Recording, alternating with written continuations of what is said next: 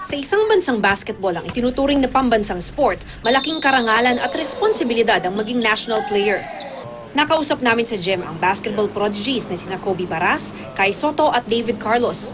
Masaya kasi ang tagal ko nang hindi naglalaro dito. So sobrang saya na makalaro ko sila, then maglaro din ako sa harapan ng mga fans. Cadets nga kami pero yung sa amin naman wala pa kami ganun kadaming practice. So this part naman is getting to know each other.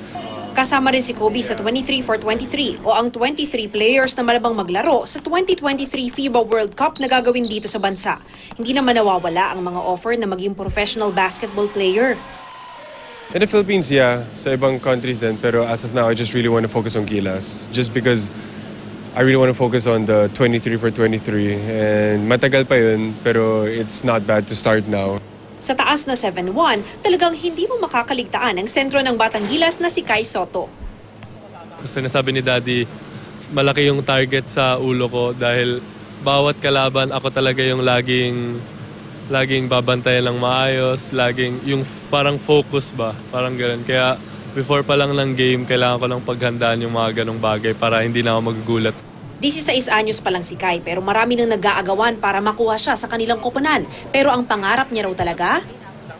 Maging NBA player, makaabot dun sa level na yun. At pagdating ko sa NBA, gusto ko naman maging NBA superstar. Kaya sabi nga, dream big at siyempre, ahabulin ko yung dream na yun. Pinatunayan naman ng 5'9" pro dunker na si David Carlos na hindi lang tangkad kundi talento at determinasyon ang kailangan para lumaban para sa bansa. Nanalo siya ng bronze medal sa nakaraang FIBA 3x3 slam dunk competition. Sa Philippines, skip na ng basketball lang 5-on-5. So sabi ko, parang kailangan ko gumawa ng sarili kong pangalan, you know.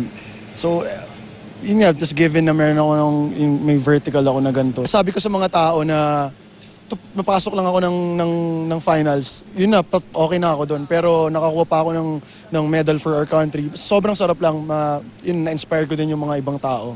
Paborito raw gawin ni David ang dunks na tumatalon sa tao. Kagaya na lamang ng isang ito na dalawang magkapatong lalaki ang tinalunan niya, tsaka kinuha ang bola at dinunk. Iba-iba man ang kompetisyong nilalabanan nila, patunay sina Kobe, Kai at David na walang katumbas ang puso ng atletang Pilipino. Ito ang unang balita sa Mandaluyong. Mav Gonzalez reporting.